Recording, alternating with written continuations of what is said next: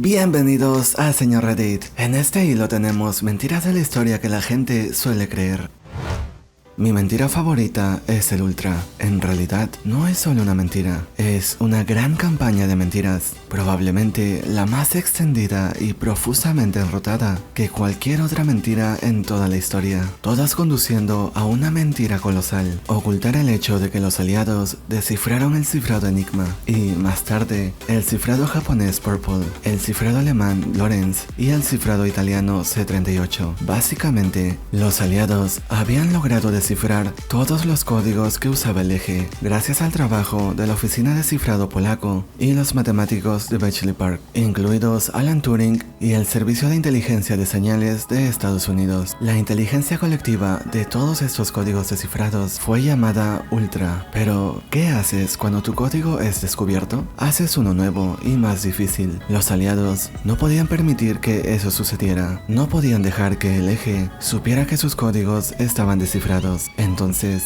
¿cómo usas los datos de un código descifrado sin revelar que el código ha sido descifrado? Mientes. Si querían destruir una nave con suministros del eje, después de encontrar información de ella a través de Ultra, no solo lo destruían, hacían volar un avión espía donde sabían que estaría el barco, y luego lo hundían. Así la tripulación del barco alertaría: oh diablos, un avión espía nos detectó, para así encubrir que, en realidad, los aliados estaban espiando los mensajes del eje. También tuvieron que ocultar los códigos descifrados a sus propios soldados para que no fueran revelados bajo una charla descuidada. Así que enviaron otros aviones espías sabiendo que no encontrarían nada, aunque fuera una pérdida de combustible, solo para que sus propios soldados no sospechasen nada. De lo contrario, se preguntarían por qué siempre que iban a una misión, esta era exitosa. Nunca atacaban hasta que tuvieran una historia de portada. Indudablemente, muchos hombres murieron por ataques que el gobierno ya sabía que se avecinaban, pero que no evitaron para no comprometer al Ultra. Una de las pocas veces que estuvieron obligados a hundir barcos inmediatamente, lo cubrieron enviando un mensaje cifrado que sabían que los alemanes lo iban a descifrar. Iba un espía en Nápoles, a quien felicitaban por su éxito como espía. Ese espía no existía, pero los alemanes interceptaban los mensajes y asumieron que todo seguía bien con Enigma. La mejor parte es que ni siquiera revelaron el Ultra después de la guerra. Se aseguraron de que las máquinas de Enigma se vendieran a todos sus enemigos potenciales del tercer mundo, los cuales continuaron usando los códigos descifrados durante años. El Ultra no se reveló en toda su extensión hasta 1974. Esto era 29 años después de la guerra. Nunca un secreto de tanta importancia se ha guardado tan bien durante tanto tiempo y a costa de tantas vidas. Muchos hombres fueron enviados a morir con tal de no revelar el Ultra. Sin embargo, a la larga, el consenso parece ser que la guerra se acortó en 2 o 3 años y se salvaron de 14 a 28 millones de vidas gracias al Ultra. Supongo que da para un gran debate. ¿El fin justifica los medios? Una frase muy común es: la NASA gastó millones en desarrollar un bolígrafo para el espacio. Los rusos usaron un lápiz. Esto es dicho sugiriendo que la NASA no es muy inteligente. Sin embargo, estaban perfectamente bien al buscar un bolígrafo para el espacio. Un lápiz libera cargas de pequeñas partículas de grafito durante su uso, los cuales flotan e interfieren con la electrónica. Y además, la NASA tampoco desarrolló el bolígrafo, lo hizo Fisher, quien lo desarrolló con su propio dinero. La NASA simplemente lo compró después, al igual que los soviéticos. Y además, Fisher no lo estaba haciendo para la NASA. Él quería un bolígrafo que escribiera en cualquier ángulo. Dio la casualidad de que también era perfecto para escribir en entornos de baja gravedad. Y de hecho, su bolígrafo era vendido al precio de un bolígrafo común. Es más, todavía puedes comprar los bolígrafos espaciales de Fisher en Amazon. Que María Antonieta proclamó que coman pastel. En realidad, parece haber surgido de una breve anécdota en una autobiografía publicada por el filósofo francés Jean-Jacques Rousseau, nacido en Ginebra, y con frecuencia se le atribuye erróneamente. No solo esto, sino que hubo un esfuerzo de propaganda masivo para hacer que la reina tenga una terrible reputación en Francia. Ella solo era una niña cuando la enviaron allí para casarse y era cercana a sus sirvientas. La casaron a los 14 años y vivió la vida que se suponía que debían de hacer las reinas francesas, lo cual ya estaba completamente decidido. Solo con el hecho de que ella fuese austriaca ya había hecho que la población estuviera en su contra. Se hicieron muchos folletos y carteles carteles de ella teniendo sexo con sus sirvientas que se distribuyeron gratuitamente. Además, sus últimas palabras fueron: "Lo siento, no lo hice a propósito". No se refería a su vida, sino había pisado el pie del verdugo y simplemente se disculpaba. Sin embargo, puede resumir toda su vida.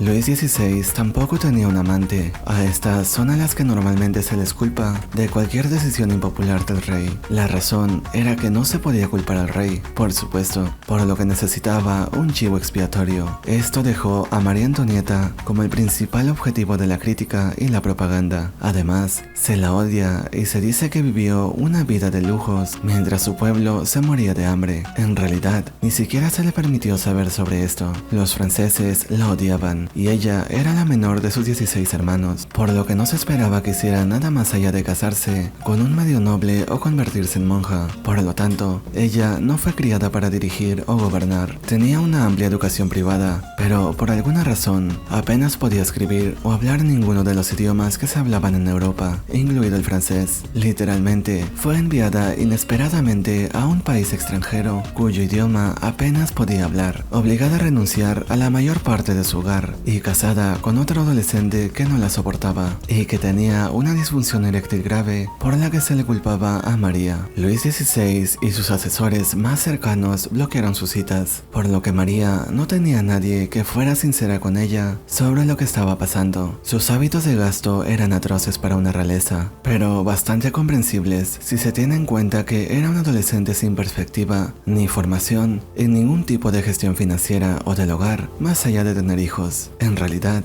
ni siquiera podía pedir ayuda o aprender tarde porque la corte ya la despreciaba, y una vez siendo reina, nadie se sentía capaz de corregirla o guiarla. Me siento tan mal por ella. La prepararon para ser una gobernante superficial e ineficaz, y luego fue guillotinada. Que Cleopatra era una especie de belleza de otro mundo que hipnotizaba a todos los hombres que conocía con su hermosura. Los historiadores antiguos estaban más impresionados y escandalizados por su inteligencia y capacidad de manipular tan fácilmente como respirar. Y no fue hasta siglos después que comenzó a desarrollar su reputación como una seductora muy sexy. Cleopatra, según se informa, tenía un aspecto superior a la media en comparación con otros miembros de su familia, pero según historiadores como Plutarco, el consenso general era que su belleza en sí misma no era tal como para sorprender a quienes la veían. Su secreto era su inteligencia. Que el Imperio Romano cayó en el 476 después de Cristo y luego empezó la Edad Media. En realidad, un campesino que vivió en el 476 después de Cristo probablemente ni se había dado cuenta de que estaba viviendo el final de una era y el comienzo de otra. Los inicios del feudalismo ya habían comenzado durante el reinado de Diocleciano. Las bandas de guerreros bárbaros y las tropas romanas bárbaras habían sido una realidad durante generaciones. El rey bárbaro que depuso a Augusto todavía se consideraba un representante legítimo del imperio, etc. De alguna manera, la caída de Roma fue repentina y traumática. Después de todo, la población de Roma quedó absolutamente destrozada en los años 400, pero fue más bien una transición gradual de cientos de años de duración que una caída abrupta. Además, la mitad oriental del Imperio Romano continuó ininterrumpidamente hasta que los otomanos tomaron Constantinopla un milenio más tarde en 1453. Llamamos al Imperio Oriental después de la caída de Occidente como el Imperio Bizantino, pero en realidad, las personas que vivían en él en ese momento lo seguían llamando Roma y sabían que tenían una historia que se remontaba al 753 a.C. en Italia.